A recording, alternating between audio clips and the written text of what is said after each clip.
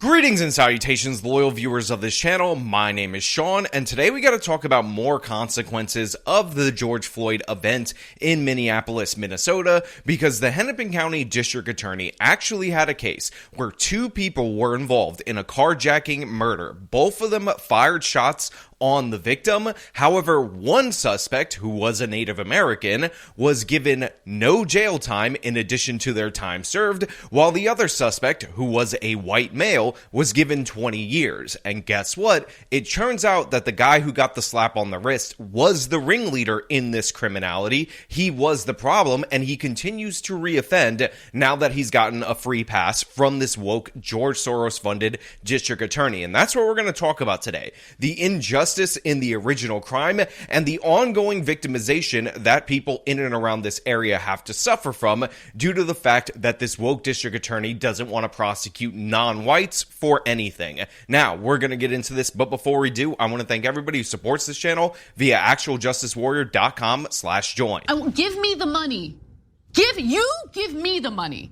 Okay. Also tonight, a plea deal that prosecutors are offering a young defendant involved in a deadly carjacking has that victim's family enraged tonight. The Hennepin County Attorney's Office is offering probation to a 20-year-old involved in that crime. So this segment is from well over a year ago, and it talks about a man called Hussein Braveheart. I am William Wallace. Who is of Native American descent, and that is absolutely crucial for you guys to understand. And he and another teenager were involved in a carjacking gone wrong that turned into a murder. And what we're seeing right here is the original news reports when it was announced that this guy would get a plea deal that would essentially let him out. He was able to plead down to assault, even though, again, he fired shots on the victim, who ultimately ended up dying due to gunshot wounds. This case involves a defendant by the name of Hussein Braveheart. William Wallace is 7 feet tall. Yes, He is now 20 years old. In 2019, Braveheart was just shy of his 16th birthday when he was involved in the deadly carjacking with a teen co-defendant by the name of Jared Osman in northeast Minneapolis. The pair admitted they were attempting to rob Stephen Markey and steal his car. While both young men fired, it was Osman's bullet that killed the 39-year-old. Osman subsequently pleaded guilty to second-degree murder in adult court and was sentenced to nearly 22 years in prison. So right there, you just got a breakdown of the events that took place in this particular case. And I know that they make the point that Osman's bullet is the one that ultimately struck Markey and killed him during this carjacking. But the fact of the matter is that makes absolutely no difference at all whatsoever because of a law that we have in this country called felony murder, which essentially says that if somebody is killed during the commission of a crime, then everybody gets tagged with that murder charge. Now, of course, in this particular case, they describe the Native American Braveheart as 15 years old, just shy of his 16th birthday, and Osman was actually 16 years old. But to be 100% clear, in a 4-1 decision, the Minnesota Supreme Court actually ruled that Braveheart could be tried as an adult. So yes, the same charges can apply in this particular circumstance. And while there are a great number of very questionable felony murder cases, this is not one of them. This is in fact exactly why you have the felony murder charges, because what you need in order to convict somebody is mens rea, which is evil intention, and actus rea, which is evil acts. Both of these people participated in a carjacking. Both of these people decided to shoot at a fleeing driver, and the fact that one bullet was responsible from one of these individuals for the kill makes no matter in terms of the potential felony murder charges. And by the way, this was charged and fought out in the courts in order to be actually adjudicated to the point where both of them could be charged and convicted with that homicide. But what ended up happening was in January of 2023, Mary Moriarty, a career public defender, somebody who was so woke she was actually kicked out of the public defender's office for misconduct, was elected as the Hennepin County District Attorney. So she offered this plea deal to Braveheart, and of course this was done in large part due to the fact that he is Native American and thus a victim of evil white racism and colonialism.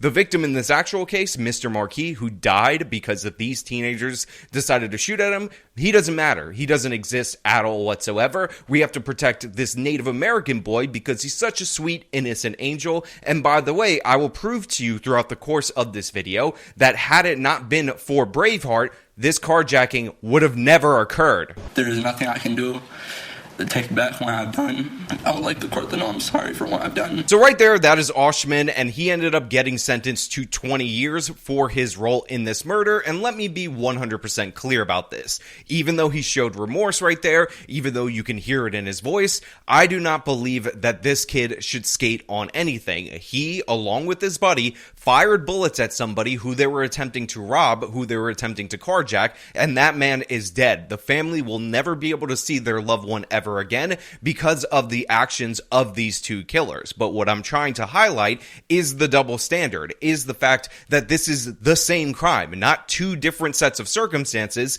These are identical circumstances. We have legal precedent in order to charge both of them with the homicide, and the more active participant in this crime was in fact Braveheart, yet he got a slap on the wrist. He was allowed to plead out and get out of prison scot-free.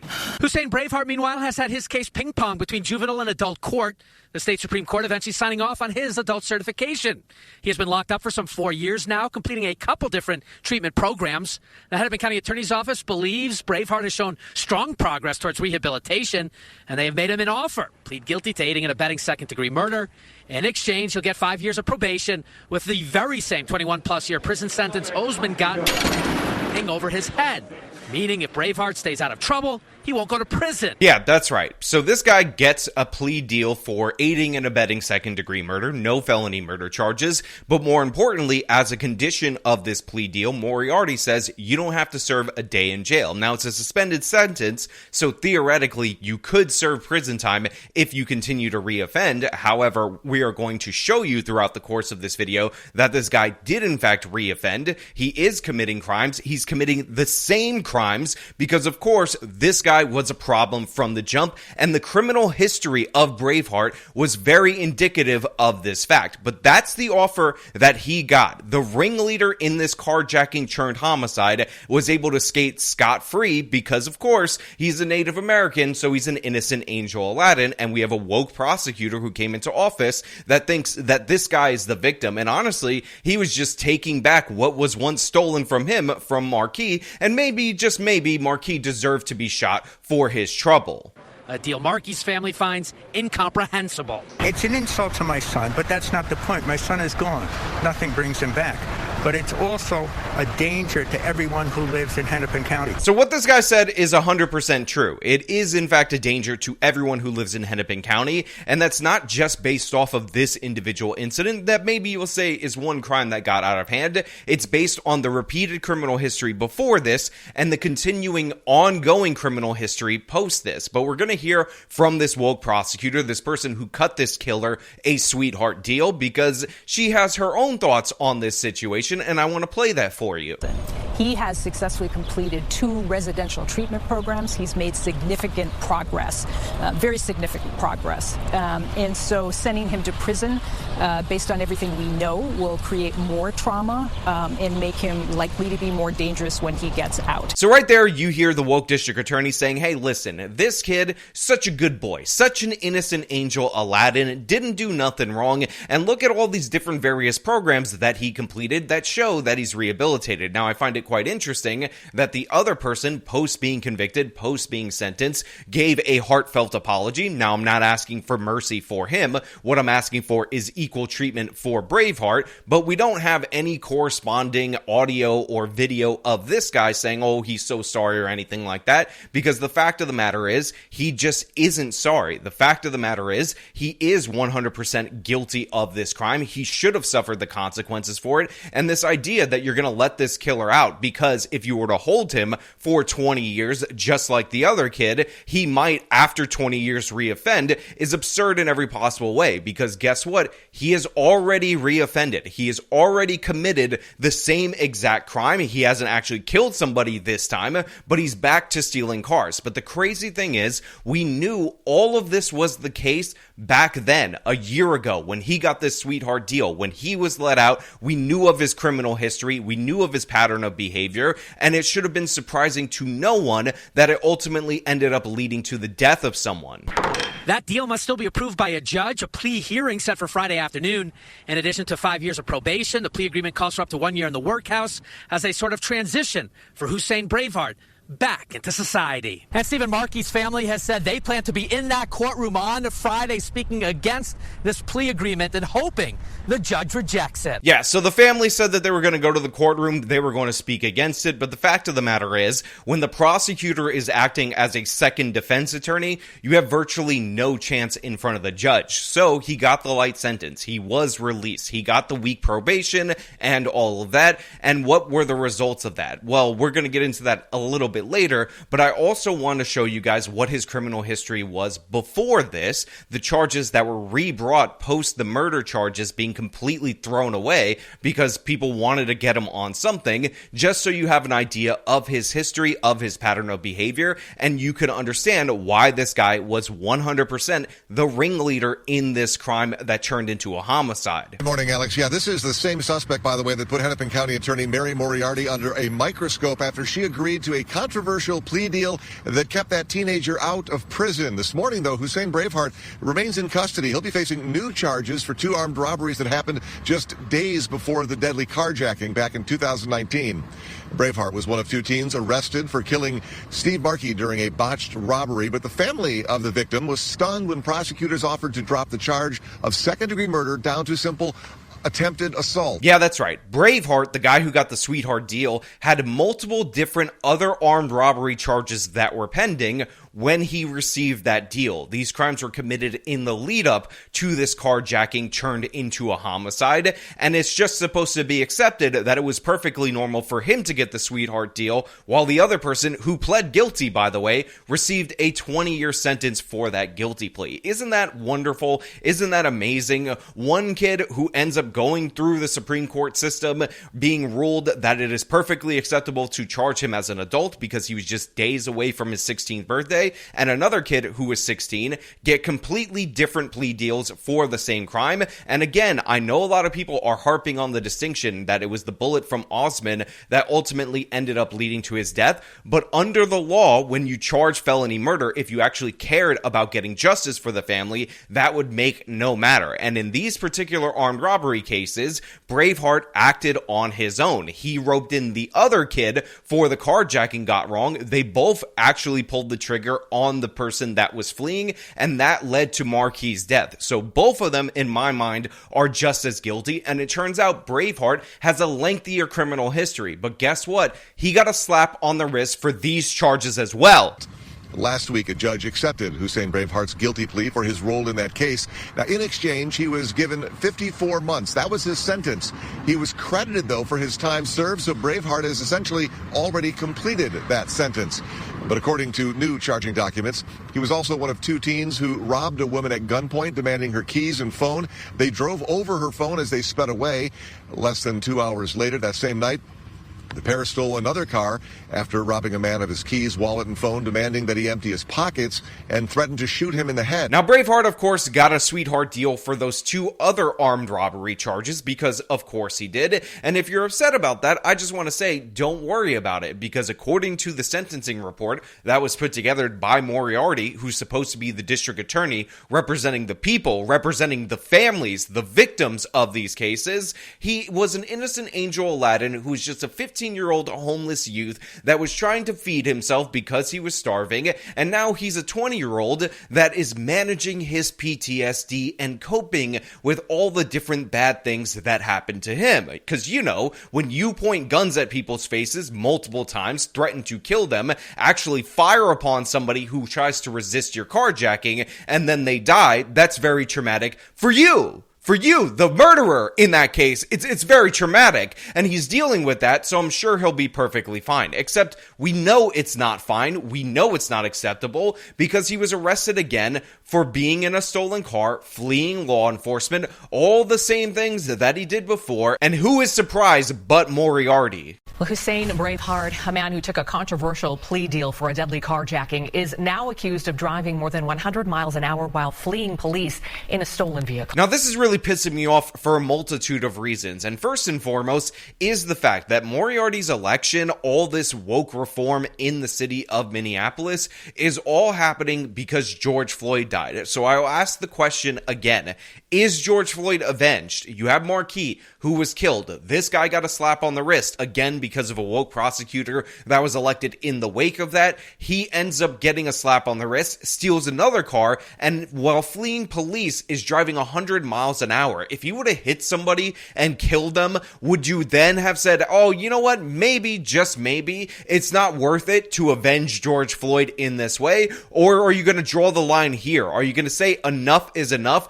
and this guy needs to go back to prison? Let me know when it's enough. Let me know when the vengeance has been served related to the George Floyd incident. I'm still waiting for things to go back to normal, but of course, they never will as long as you have these people in power. Again, a prosecutor that was too woke, that was too unprofessional to be in the public defender's office is now the district attorney. But this is a case that is, of course, renewed criticism for Hennepin County Attorney Mary Moriarty, who defended Braveheart's leniency, saying he'd completed residential treatment programs, but sharp criticism again today, including from the Minnesota Police and Peace Officers Association, saying that there must be real consequences for violent offenders. And they describe her as defending Braveheart, which is true, she did do that, but need I remind you that she's the damn prosecutor. I don't think anyone was surprised by this, except maybe the Hennepin County attorney. Kristen Darastory said she cried when she learned Hussein Braveheart had been arrested again in a stolen vehicle after fleeing police at more than 100 miles an hour.